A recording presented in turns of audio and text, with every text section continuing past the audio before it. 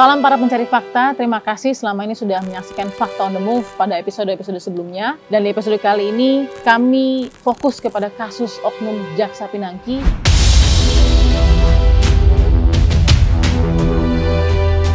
Yang sangat menyita perhatian publik. Kita tahu bersama kasus ini dimulai dari bagaimana penangkapan Joko Chandra, buron 11 tahun, keluar negeri dari tahun 2009 hingga 2020 dan akhirnya ditangkap. Ini adalah Joko Chandra yang akhirnya harus selesai dari masa pelariannya, dari licinnya seorang Joko Chandra. Bagaimana sebenarnya kepribadian dari Jaksa Pinangki? Bukan hanya melihat apa yang saat ini sedang santer menyita perhatian publik, tapi kami juga harus mendengar bagaimana kesaksian saat kuliah dulu pada saat Jaksa Pinangki memutuskan untuk masuk belajar tentang hukum. Rektor Bidang Kemahasiswaan Dr. Deddy Supriyadi. Apa kabar Pak Deddy? Alhamdulillah baik. Oke, sebelum saya bertanya Pak, kita boleh tetap menjaga jarak tapi buka masker Pak ya? Iya. Oke, kita jaga jarak dulu, saya ambil 2 langkah besar, Bapak juga. Kita akan buka masker dulu supaya saudara-saudara kita yang disabilitas bisa membaca gerak bibir Bapak juga. Jadi Pak Wakil Rektor ini juga pasti beberapa pekan sudah mungkin menemui teman-teman media dan lain-lain. Nah, yang paling banyak pertanyaan kepada universitas ini apa sih Pak soal Jaksa Pinangki? Ya. Yang pertama terkait beliau itu keseharian-hariannya. Oke. Kalau saya lihat beliau memang ya kuliah secara ketentuan yang berlaku ya, seperti sama dengan mahasiswa yang lain. Ya. Itu dan gaulnya juga sama dengan mahasiswa yang lain, ya, dan diperlakukan juga sama dengan mahasiswa yang lain. Oke. Gitu ya. Hanya mungkin ada kelebihan beliau itu agak fleksibel lah, bisa saling mengenal satu sama lain, dan tidak ada intervensi apapun tentang perkuliahan beliau. Prestasi akademiknya sebenarnya seperti apa sih Pak di Ibnu Khaldun ini? Ya. Kalau lihat IPK-nya memang sekitar 3,5-an lah ya. Oke. Ya masuk ke bala pujian betul ya. Kalau istilah dulu itu ya masuk ke mulut. Dan memang itu dibuktikan dengan hasil sidangnya. Kita tidak ada rekayasa apapun, itu hasil. Dan secara personal kita itu siapa-siapanya kan nggak tahu. Yang penting kita di kampus itu membina beliau sesuai dengan tata dan norma-norma kehidupan kampus, sesuai dengan kampus Islam, ya tetap tata cara itu ya kita gunakan. Setelah lepas itu dan lulus ya nggak ada aktivitas apapun. Oke. Gitu. Jadi tapi secara akademik prestasinya baik, Baik. dinilai baik. Iya. Pernah bermasalah tidak Pak selama 4 tahun menjalani kegiatan belajar mengajar di sini? Ya, seingat saya tuh tidak ada kasus yang sifatnya baik pelanggaran norma, tata tertib, ya seperti biasa-biasa aja. Ya karena beliau gini, datang ke kampus, kuliah, setelah teman-teman ya langsung pulang. Ada tidak sih sebenarnya pengantar atau mungkin keilmuan yang juga di sini diberikan wadah cukup besar soal integritas hukum sendiri apabila seseorang nanti akan memilih profesi, anak-anak fakultas hukum ini akan kemudian memilih sebagai siapa dirinya di dunia hukum. Ya. Selain sebagai etika profesi dan keahlian di bidang itu, di Ibnu Khaldun itu kan dikuatkan juga dengan pendidikan agama. Mungkin di yang lain itu 2 semester, di UIK itu sampai 4 semester, malah 8 SKS. Pendidikan agamanya. Oke, berarti cukup. Ya, secara pendidikan agama ya cukup mumpuni lah, gitu kan. Karena kita diajarin dari akhlak, akidah, kemudian syariah, juga kita ajarin semua. Mohon maaf, mulai dari cara berpakaian atau cara mungkin bagaimana seorang laki-laki dan perempuan mungkin terlihat untuk publik atau sampai sedetil itu atau tidak Pak? Tentunya saja bagi yang Muslim, ya saya katakan Muslim yang taat, tetap aturan dan mereka berpakaian sesuai dengan semacam itu. Misalnya apakah harus selalu menggunakan baju panjang dan lain-lain? Ya, betul. Sebagai orang Muslim yang taat, pakai kerudung, sebagai kewajiban ya pakai celana panjang, sopan. Ya, nah pada saat itu Pinangki seperti itu tidak Pak? Nah, menjalankan kenormaan tadi? Ya, secara ini saya kira memang ya dia kadang-kadang kan ya pakaiannya memang ya kurang itulah. Tapi tetap kami mengarahkan dan menegur itu kepada beliau. Karena masih tugasnya kampus itu mengarahkan. Mengarahkan dan membimbing Selanjutnya kan kalau orang sudah dewasa, apalagi mahasiswa, itu kan personal yang bisa mengembangkannya. Karena apa? Karena wawasan kemahasiswaan itu kan secara ini kan lebih luas. Harusnya udah bisa menafsirkan itu. Bahwa kampus UIK itu adalah kampus bernambahkan dakwah dan ya Muslim kan begitu. Terima kasih Pak. Sama-sama. Baik, saat ini saya akan mencoba menghubungi Ibu Indri. Ibu Indri ini adalah mantan istri dari Kak Jati yang sudah meninggal, yaitu Pak Budi. Pak Budi adalah suami pertama dari Jaksa Pinangki.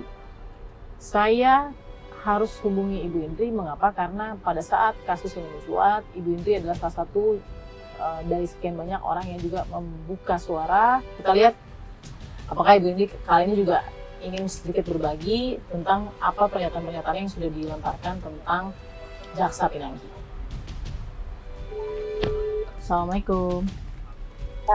Selamat malam Ibu Indri. Ya, Ibu Indri, saya Bagus dari TV One, Bu. Ya. Ibu, saya boleh klarifikasi sedikit, boleh Bu Indri? Mengenai apa? Iya. Benar Ibu memang mantan istri dari almarhum Pak Budi? Iya benar. Nah, saya juga sempat sih Bu, saya menyaksikan sedikit ya dari video pada saat itu dengan Mas Heru ya. Itu pada saat Ibu menjelaskan soal sosok Jaksa Pinangki ya Bu ya. Nah, itu tetap benar seperti itu Bu ya? Iya. Iya, itu tahun berapa Bu? Mungkin kalau boleh tahu Ibu. Tahun 1999. Oh, tahun 99 ya Bu ya. Benar pada saat itu Ibu sempat menyambangi Jaksa Pinangki ya Bu ya. Ya. Nah, itu mungkin kalimat sederhananya bagaimana mungkin Bu pada saat itu Bu? Jadi pengen butuh biaya sekolah aja. Saya bilang saya tinggalkan aja udah. Ngapain Pak Joko kan anaknya banyak butuh biaya. Saya bilang kamu ngapain? Saya aja butuh sekolah, butuh biaya aja. Katanya gitu aja dia jawab. Tapi dia pada tahu kita tuh di kos nggak tahu. Pokoknya saya nggak ke sana karena memang supir saya yang bapaknya udah saya kasih kode kalau dia ke sana saya bisa alamatnya. Karena saya sering terima tahu kwitansi penerimaan pengiriman dana itu ada alamat, jadi saya catat. Apa ada mungkin semangat apa untuk anak-anak juga dan Ibu sendiri setelah ini terjadi, apa sih Bu yang bisa diambil pelajarannya? Ya kita mana ya? Ya terus juga banyak anak-anak saya perempuan juga ada gitu. Makanya yang sampailah kita jadi pelakor ya, membantu mengganggu rumah tangga orang ya, akibatnya ya itu dia. Jadi saya sendiri sakit lah gimana ya perasaan kita sebagai wanita lah ya, mungkin tahu ya kalau wanita ya bagaimana gitu ya, kita wanita kalau hancur lah ya sekian puluh tahun kita mendampingi tahu, kita tahu lah gimana kalau istri muda itu pasti lebih pendekatan dari kami ya kan gitu ya, lebih dibanggakan, lebih diinikan lah kita ya. Intinya saya mengalah aja lah. Nanti kalau saya bilang, orang Jawa bilang sih ya insya Allah ketoran nanti bagaimana. Toh juga akibatnya ya nanti namanya kembali ke kita kan gitu. Tapi betul, ya Ibu.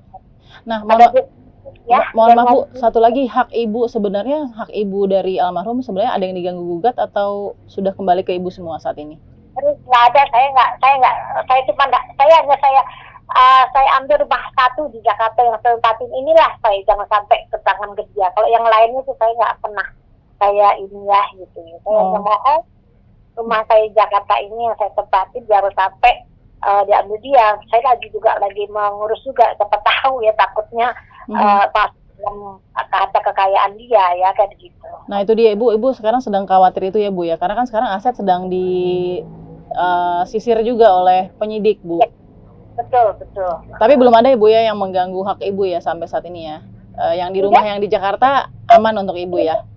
Rumah itu sebenarnya rumah anak-anak itu sudah ditempatin anak-anak semua, tapi diambil sama dia. Tiap malam Sabtu, malam Minggu kumpul di situ, tidur di situ sama. Tiba-tiba dengan adanya bapaknya hidup terus kawin terus langsung diambil sama Pinangki, tinggal situ barangnya anak-anak itu ditaruh di luar semua di garasi. Semua dikeluarin, diganti barang dia semua. Itu sakit hati, disitulah anak-anak sakit hatinya. Pesan Ibu terakhir mungkin untuk kejadian ini Bu, yang bisa kita pelajari dari sini Bu. Saya sih orangnya gimana ya, kita karena ini mungkin juga kalau kayak mengenai harus bukan milik kita ya, semua adalah milik Allah ya kan gitu ya. Iya. Saya satu udah milik anak-anak, sudah jadi, sudah apa, saya bilang kalau sebagai pelakor ya udah Allah aja lah, gitu aja ya, dibalas oleh Allah. Bagaimana saya sampai saya pakai sakit hatinya saya kan gitu ya, kita sebagai perempuan yang mendampingi sekian 10 tahun, hasilnya apa ya kan gitu ya, sampai semua ambil kan gitu ya. Saya bilang mudah-mudahan Allah membalas dialah bagaimana dengan kepandaian dia gitu ya, sampai sekolah, sampai S2 ya kan, sampai dokter segala macam itu. Dari almarhum ya Bu ya. Dari almarhum pahit dari situ lah, sakit dari situ. Makanya saya bilang sampai ya udahlah, kita ikhlas aja lah, nanti Allah akan membalas bagaimana ininya. Saya bilang gitu aja. Terima kasih Bu, saya izin ya Bu merekam ini ya Bu ya. Insya Allah aman. Nanti saya akan komunikasi dengan Ibu Indri lagi. Terima kasih Tapi Ibu. ya, direkam yang itu jangan sampai dikeluarin yang apa ya, maksudnya tolong di edit itulah ya maksudnya. Ini kita edit di program Fakta TV One. Insya Allah aman Ibu. Kita hanya ambil bagaimana cerita jaksa sosok pinangki. Kita edit sesuai dengan norma-norma yang ada Ibu. Insya Allah. Terima kasih ya Ibu Indri ya, sehat-sehat selalu ya Bu. Baik, memang tidak mudah untuk meminta waktu dan kesediaan dari mantan istri almarhum ya, Kajati yang merupakan dulu adalah suami pertama dari jaksa pinangki. Tentu kita mengedepankan norma-norma dan asas-asas perlindungan narasumber juga. Dia tidak menolak untuk kami ceritakan soal, atau kami memintakan ceritanya soal atau testimoninya soal sosok jaksa pinangki. Dan itulah apa yang bisa kita gambarkan dari Ibu Indri. Terima kasih sudah menyaksikan Fakta on the Move pada episode kali ini. Jangan lupa subscribe channel kami dan nyalakan tombol notifikasinya agar selalu mendapatkan perkembangan dari episode Fakta on the Move berikutnya. Salam para pencari fakta.